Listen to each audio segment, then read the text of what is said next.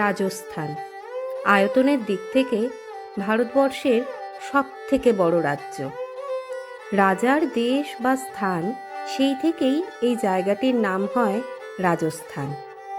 এখানকার ঐতিহ্য, স্থাপত্যকলা, সমৃদ্ধ সংস্কৃতি, প্রাকৃতিক সৌন্দর্য পর্যটকদের আকর্ষণ করে চলেছে বছরের পর বছর। এখানকার প্রাচীন নিদর্শনগুলি দেখলে যেন মনে হয় ইতিহাসের গলি ধরে পায়চারি করছি। আর যেহেতু রাজার দেশ, তাই এখানে রয়েছে অসংখ্য দুর্গ বা কেল্লা। কি অপূর্ব তার গঠন! আর বিশালতা ও সৌন্দর্য নিয়ে বলতে গেলে সত্যিই শব্দে টান পড়ে। এর আগের ভিডিওতে আমরা দেখেছি জয়পুর শহরকে। আজকে তোমাদের জন্য থাকবে জয়পুরের অ্যালবার্ট হল মিউজিয়াম, পুষ্কর, আজমের শরীফ দরগা এবং চিত্তরগড় যাত্রা। রাজস্থানে এটা আমাদের দ্বিতীয় দিন। সকাল সকাল একটু ব্রেকফাস্ট সেরেই আমরা বেরিয়ে পড়েছিলাম অ্যালবার্ট হল মিউজিয়াম দেখব বলে। জয়পুরে আমরা ছিলাম হোটেল রুবিতে। এটা একটা 2 স্টার হোটেল। তোমরা গুগল সার্চ করলেই হোটেল ডিটেলস পেয়ে যাবে। আমাদের হোটেল থেকে অ্যালবার্ট হল মিউজিয়ামের দূরত্ব 5 কিলোমিটারের মতো। ওই 15 মিনিট সময় লেগেছিল আসতে। তো ফাইনালি আমরা চলে এসেছি অ্যালবার্ট হল মিউজিয়ামে। এর আগের ভিডিওতেই আমি তোমাদের বলেছিলাম যে কুইন ভিক্টোরিয়ার ছেলে অ্যালবার্ট এডওয়ার্ড যখন ভারতে এসেছিলেন, মহারাজা রাম সিং প্রথম তখন একটা কনসার্ট হল নির্মাণ করেছিলেন, যার নাম দিয়েছিলেন অ্যালবার্ট হল, যা এখন অ্যালবার্ট হল মিউজিয়াম নামে পরিচিত। এই মিউজিয়ামটা নিয়ে একটু পড়াশোনা করেই এসেছিলাম, মানে গুগল থেকে একটু সার্চ করে তারপরেই এখানে এসেছি। এখানে কিন্তু আছে একটা মিশরের মমি, যেটা দেখার জন্য আমি ভীষণ এক্সাইটেড। আর তোমরা যারা একেনবাবুর রুদ্ধশ্বাস রাজস্থান সিরিজটা দেখেছো, তারা তো জানোই এই মিউজিয়ামটার উল্লেখ কিন্তু ওই সিরিজটাতে আছে। চলো মিউজিয়ামটা ঘুরে দেখা যাক।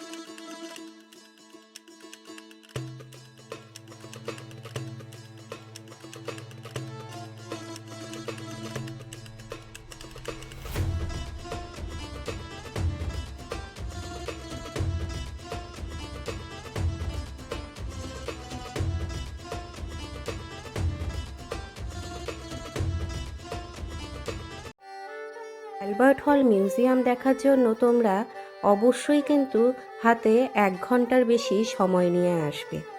কি যে অপূর্ব লাগলো মিউজিয়ামটা দেখতে! কত পুরনো যুগের মুদ্রা, মমি সব কিছুই কিন্তু দেখতে পেলাম এই মিউজিয়ামে। গোটা রাজস্থানে আমি বেশ কয়েকটা মিউজিয়াম দেখেছি, তার মধ্যে আমার কিন্তু সবচেয়ে ভালো লাগলো এই অ্যালবার্ট হল মিউজিয়াম দেখা শেষ করে আমরা রওনা হয়ে যাই পুষ্করের উদ্দেশ্যে। জয়পুর থেকে পুষ্করের দূরত্ব প্রায় 141 কিলোমিটার, আর আমাদের যেতে সময় লেগেছে প্রায় 3 ঘন্টা। আমরা রাস্তাতেই লাঞ্চটা সেরে ফেলি একটা ধাবাতে।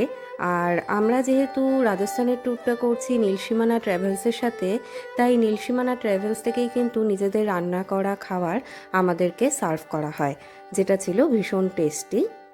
পুষ্করে আমরা যেই হোটেলটায় উঠেছিলাম সেই হোটেলটার নাম ছিল হোটেল গোয়েল ইন, যার লোকেশন খুবই ভালো। এটা আজমের পুষ্কর রোডের ওপরেই অবস্থিত। এই হোটেলটা তোমরা মেক মাই ট্রিপ, গোয়াই বিবো এগুলো থেকে বুক করতে পারো। আর এই হোটেলের লোকেশনটা এই জন্যই ভালো বলছি, কারণ এই হোটেল থেকে পুষ্কর লেকের দূরত্ব ছিল মাত্র 500 মিটার, যেটা অটোতে যেতে মাত্র 100 টাকা লাগে। এই হোটেলে আমাদের রুমটা ঠিক কেমন ছিল চলো দেখিয়ে দিই তোমাদের।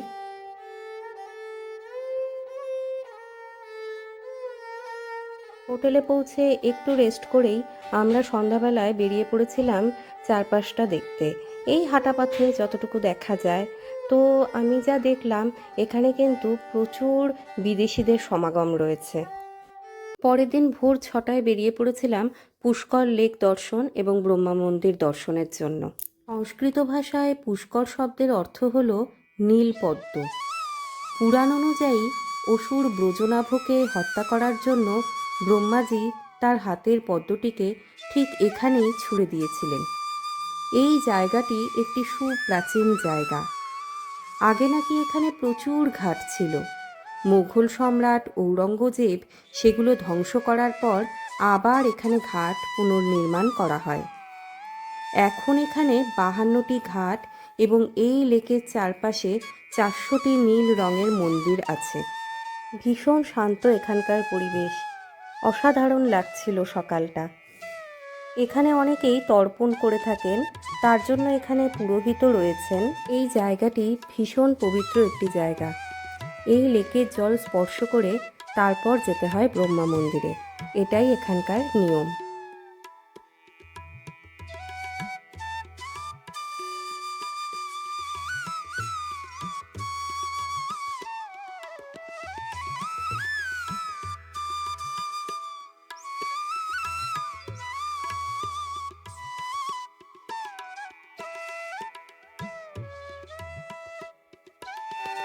আজকে আমাদের লাঞ্চটা একটু তাড়াতাড়ি করতে হবে, তাই ব্রেকফাস্টটা একটু হালকাই রয়েছে। এখানে আছে লুচি, ছোলার ডাল, পায়েস, মিষ্টি।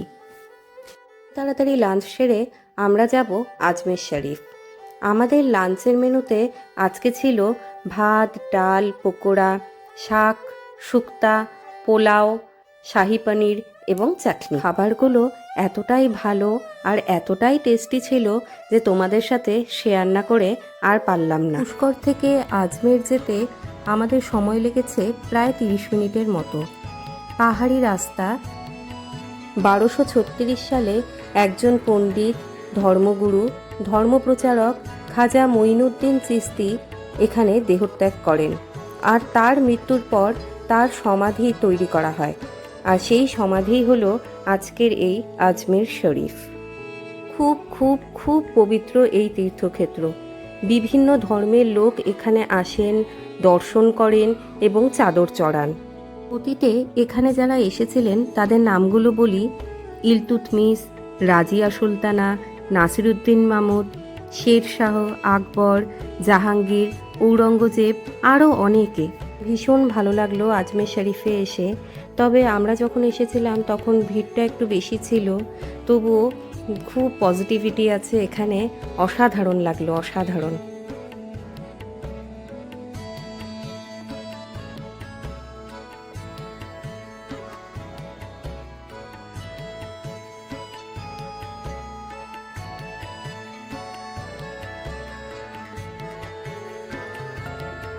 আজমের শরীফ দরগা দর্শনের পর আমরা রওনা হয়ে যাই চিতোরগড়ের উদ্দেশ্যে।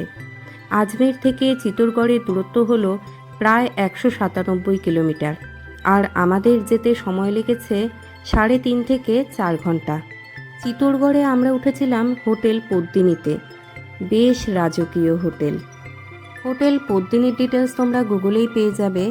এছাড়া মেক মাই ট্রিপ, গোয়াইবিবো, আগোডা এগুলো থেকেও তোমরা এই হোটেল বুক করে নিতে পারো। একটা বিরাট বড় প্রপার্টি এটা, ভীষণ সুন্দরভাবে সাজানো, রাজকীয় একটা অনুভূতি এনে দেয়। চিতোরগড় পৌঁছাতে আমাদের অনেকটাই রাত হয়ে যায়। তাহলে চলো আমিও রুমে গিয়ে একটু ফ্রেশ হয়ে নিই। তোমাদের সাথে দেখা হবে পরের ভিডিওতে। ও হ্যাঁ, যারা আমার চ্যানেলটা এখনও সাবস্ক্রাইব করোনি তাড়াতাড়ি সাবস্ক্রাইব করে দাও। পরের দিন দেখা হচ্ছে চিতোরগড়ের ভিডিও নিয়ে। ততক্ষণ ভালো থেকো, সুস্থ থেকো, টাটা।